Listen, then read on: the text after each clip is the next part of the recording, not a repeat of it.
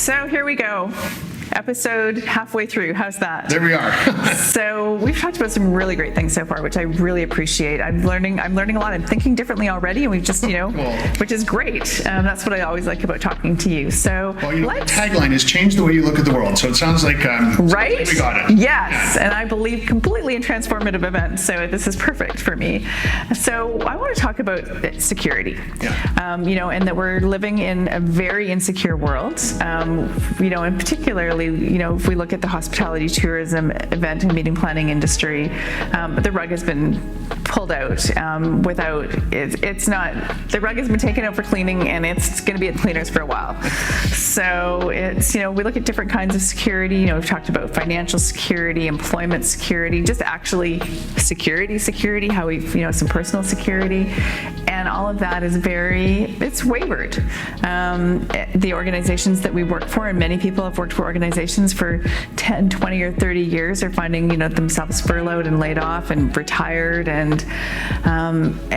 we talked earlier in a different episode about hotel occupancy is between, averages of 18 to 22% and highs of 40%. So we're not keeping our world employed in a way that like it's ever been. Destination management companies are struggling, destinations are struggling.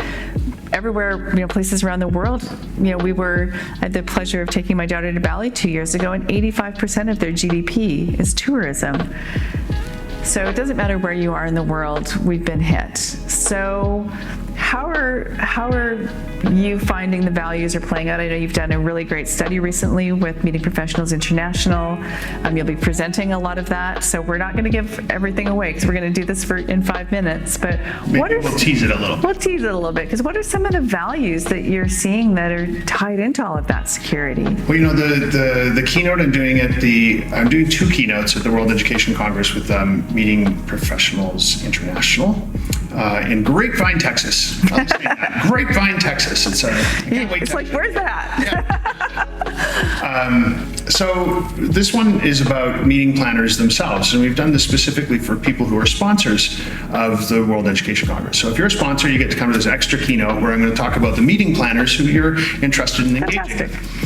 And yes, we're going to go into a lot of the really interesting data points we found out about what meeting planners care about and what they're chasing and what their shared values are. But just one that I'll bring up, just as a little bit of a tease, because it relates to the question you're asking, is that there's only 3 kinds of security in the 56 different things that humans can chase, the 56 values in our database. There's only 3. And generally, if we see one show up, that's about it. When we talk about meeting planners, all 3 kinds of security show up in their top 10 values, the top 10 things they're looking for. Interesting. Never seen that before. These folks are security junkies. And now remember, we have to remember that in the context of a COVID world, that a very logical leap would be to say, well, of course, we all are right now. But our values don't change. So regardless of whether this is pre-COVID, post-COVID, 10 years from now, 10 years before now, we would have ended up with the same data pull.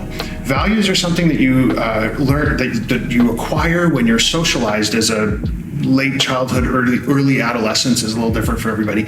And you don't get to chop them off and grow new ones. Your behaviors will change based on those values over the course of time. So right now, people who are very, put a lot of value in security-based issues, employment security, financial security, and just personal security, they're probably doubling down on those things in terms of their behaviors. But if security was never a big deal for you before COVID, it didn't suddenly become a big deal during COVID, right? Same thing with any of the other values. So this audience, people who are meeting planners and event planners, these professionals from all over the world, these folks are incredibly invested in security, which fits into the profile that we're starting to see emerge around who these folks are. So I'm going to share this with this group of sponsors and how we're going to be able to operationalize that and use that when it comes to engaging with meeting planners and event planners and understanding what it is they're looking for. It's a pretty obvious connection of the dots there. If you're trying to get these folks interested in whatever it is you'd like them to be interested in, make sure you're triggering and triggering can be a good word, by the way. It doesn't have to be a bad word. Triggering their values around security, because it's off the charts. We've never seen a group that has so much importance invested in all these different kinds of security. Now, someone who's been a meeting or event planner for 20 some years, it's really interesting to me, because we spend so much of our time thinking about the security of others, and you can't possibly plan an event and design an event without it being a core part of what you do. But I've never really thought of it as being a specific and separate, a value. Well, there's two things at play here. One is that people who have those kinds of security issues have been drawn to this profession, because again, you got these values back when you were a kid, right? So it wasn't that you became a planner and then poof, suddenly you got these security values. They have been drawn to this profession because they like the fact that they get to think about security. Financial security, as far as I'm concerned, translates around budget control and about every dollar and cent being accounted for, and about making sure we're in there under budget and over delivering and all of those kinds of things. It's also going to be in their own personal lives. Just the way that they think about their finances will always be something that they're chasing. I get the sense from what I know about meeting planners and the folks that I know in that industry that employment security is tied to the fact that this can be a very mercurial profession, that it isn't that it's always going to be the good times, that you work really hard sometimes of the year and maybe not some other times of the year. And so there is always some concern about employment security. I think that makes a ton of sense. And then just security, as you said, I think that's part of what the reason is they're in this business, and part of why it satisfies their values is because they do get to be thinking about, how do I just make sure everything's buttoned down, everything's just looked after, everybody's safe, everybody's in control, I'm in control of everybody, it's all going to work the way it's supposed to work. Well, and I think, right now, as we're navigating what does, this new normal look like post-pandemic, and how do we plan meetings for that? We've spent years thinking about ingress and egress and how we move people through spaces, and where people need to be positioned to make sure that people get safely to buses and into their venues and through their venues, and where do we place food in a bar to make sure that people go in those directions that we want them to go and not congest and become when you're learning about risk management, there's all of these different ways that crowds move. But it's not just that it's crowded. There's crowd surge and crowd pull and crowd push, and all of these different parameters that go into it. And you look at, if we take large world scale events, a FIFA or an Olympics, how much money is spent on security for those events? That's for a reason, because it's the most important asset that we have, the only asset we actually have at an event is the people who are going to come to the event and experience it. And I think that part of the massive struggle that we're having right now as an industry is that's what we like to do. We want to gather people, and we want to serve them and keep them. We want them to come and have great experiences, and no matter what we do in a digital platform and how many take-home boxes we send them, it's not the same thing. So they're very safe. They're at home. But we also have to remember that security is something that's really important to you guys, to the planners, the people who are putting events and conferences on. It may not be as important to your entire audience as it is to you. Of course, everybody wants to be safe, but is it something that is in my top 10 list of things that I care about the most?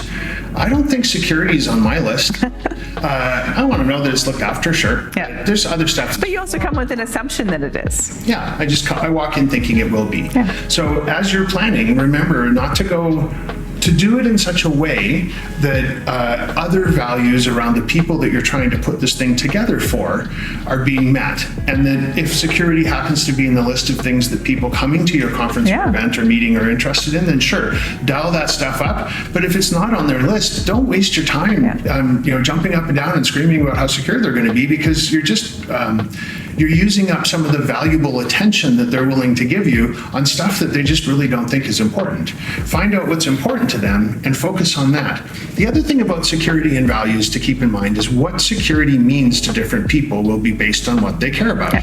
If family is a big important value in my life, then what I need to be able to do is, when you're talking to me about coming to this event, you need to talk to me about what are the risks and how are we mitigating those risks, not just for you, but also for your family.